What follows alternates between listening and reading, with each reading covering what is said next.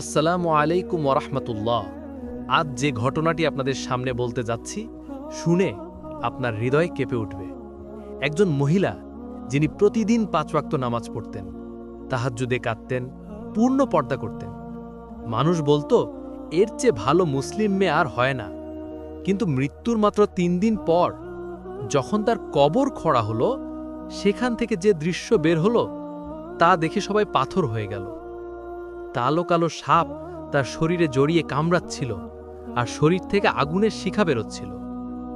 কি এমন গুনাহ করেছিলেন তিনি, যে গুনাহ নামাজ, রোজা, তাহাজ্জুদ কিছুই মাফ করাতে পারেনি? এই বোনের নাম ছিল ফাতেমা, বয়স মাত্র ৩৮। তিনি যখন বেঁচে ছিলেন, পাড়ার সবাই তাকে সম্মান করত। লোকে তাকে বলতো, মাশাল্লাহ, কি সুন্দর নামাজ পড়ে। তার স্বামী বলতেন, আমার বইয়ের মতো দিনদার মেয়ে পৃথিবীতে নেই। কিন্তু আল্লাহ ছাড়া কেউ জানত না তার মোবাইলের ভেতরে কি চলত।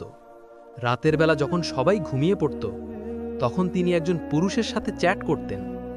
সেই লোকটি তার স্বামীর বন্ধু ছিল। শুরুতে শুধু আসসালামু আলাইকুম দিয়েই কথা হতো, কিন্তু ধীরে ধীরে কথা গিয়ে ঠেকল হারাম জায়গায়। ফাতেমা জানতেন এটা গুনাহ, কিন্তু শয়তান বলতো, কেউ তো দেখছে না, শুধু চ্যাট, আর কিছু না।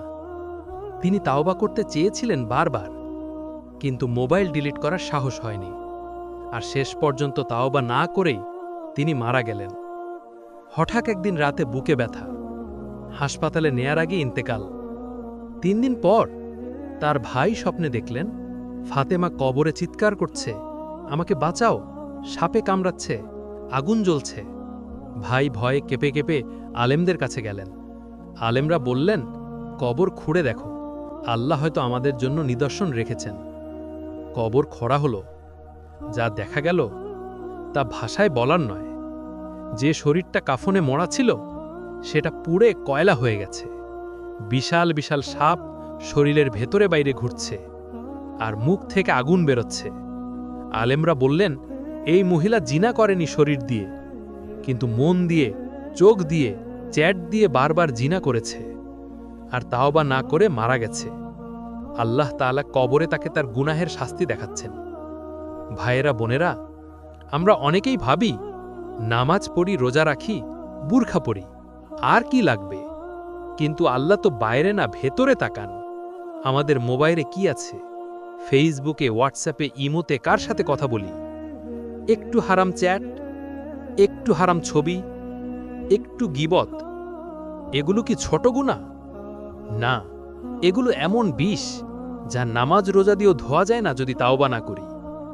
আজই মোবাইল খুলুন, যে নাম্বারগুলোর সাথে হারাম কথা হয়েছে ডিলিট করুন, যে গ্রুপগুলোতে গীবত হয় লিভ করুন। আজই আল্লাহর সামনে কাঁদুন, বলুন, ইয়া আল্লাহ, আমি তাওবা করছি, আর কখনো ফিরব না। কারণ কাল হয়তো আমাদেরও কবর খোঁড়া হবে, আর তখন আর তাওবার সময় থাকবে না। আমার বোন, আমার ভাই, আজই সিদ্ধান্ত নিন। এই মুহূর্তে ফোনটা হাতে নিয়ে সব হারাম জিনিস মুছে ফেলুন, আর কমেন্টে লিখুন, আল্লাহ, আমি তাওবা করলাম। আল্লাহ আমাদের সবাইকে কবরের আযাব থেকে বাঁচিয়ে জান্নাতুল ফিরদাউস দান করুন। আমিন। ওয়া আখিরু দাওয়ানা আনিল হামদুলিল্লাহি রাব্বিল আলামিন। আসসালামু আলাইকুম ওয়া রাহমাতুল্লাহ।